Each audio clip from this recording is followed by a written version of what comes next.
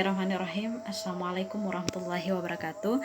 Halo teman-teman sekalian, selamat datang kembali di channel YouTube saya. Saya Rahmania, peserta Latsar CPNS Angkatan ke-13 di Puslat Ban KDO Delan Samarinda 2020. Teman-teman sekalian, pada kesempatan ini saya akan mereview materi terkait dengan komitmen mutu. Nah, sebelum kita membicarakan terkait dengan komitmen mutu, kita perlu tahu dulu komitmen itu apa sih sebenarnya, dan mutu itu apa. Nah, oke. Yang pertama kita bahas dulu ya terkait dengan terkait dengan mutu. Maaf, mutu itu apa? Kalau menurut saya dan berdasarkan referensi yang saya baca, itu lebih ke persepsi sebenarnya.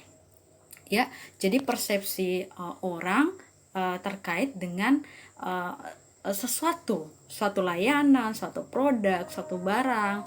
Bisa misalnya ya, persepsinya orang satu A, orang duanya B, orang ketiganya C. Jadi persepsi itu sebenarnya bisa bersifat subjektif.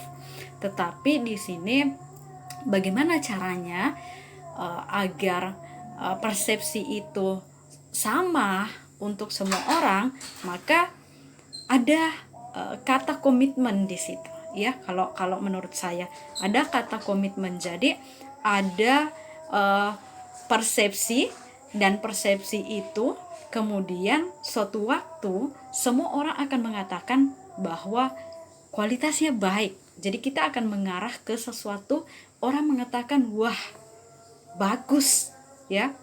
Nah, begitu juga dengan pekerjaan kita teman-teman pada saat ini ya. Jadi kita sebagai salah satu aparatur sipil negara kemudian punya tugas atau punya apa sih istilahnya, fungsi ya, sebagai bagian dari perpanjangan tangan antara pemerintah negara ke publik. Nah, dengan fungsi atau tugas kita itu bagaimana kita bisa menjaga komitmen mutu ini, bagaimana pelayanan yang kita berikan kepada publik atau masyarakat itu suatu waktu itu dia bisa sampai ke persepsi bahwa ini baik gitu. Nah, ini yang akan kita bangun ya. Jadi untuk sampai ke situ, persepsi publik tentang puas terhadap layanan yang diberikan, maka ada beberapa sebenarnya langkah yang harus kita lakukan. Yang pertama, harus tahu kebutuhan konsumen kita atau klien kita ya. Kalau misalnya saya dosen, berarti saya harus tahu kebutuhan mahasiswa sekarang itu apa sih sebenarnya. Apakah metode, misalnya ya kita mengambil ke metode pembelajaran, apakah metode yang saya gunakan selama ini mahasiswa saya sudah bisa paham?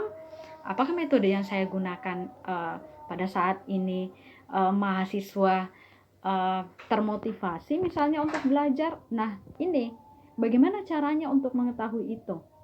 Ya harus kita masuk ke langkah kedua ya. Setelah tahu, maka kita mencoba untuk meriset ya.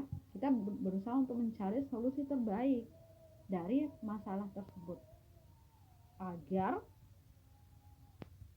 kita bisa sampai ke bagaimana konsumen atau customer kita, misalnya kalau di bahasa, anggaplah kalau di bahasa bisnis gitu ya, perekonomian, mereka ya customernya gitu. Kalau kita ya mahasiswa gitu, sampai mereka puas, paham dengan materi yang diajarkan, bermakna gitu.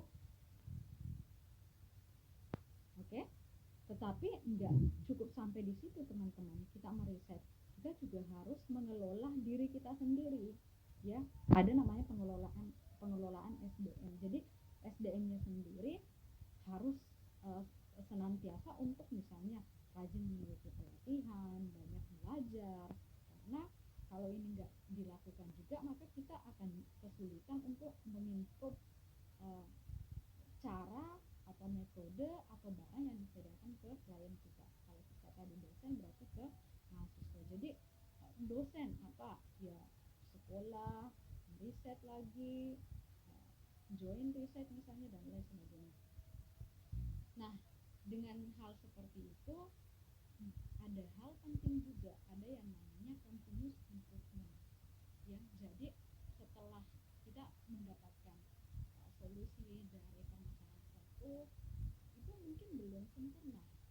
Kita perlu meriset lagi, perlu merumuskan lagi dan lain sebagainya sampai ya ini terus menerus kita perbaiki. Ini namanya bagaimana menjaga komitmen itu.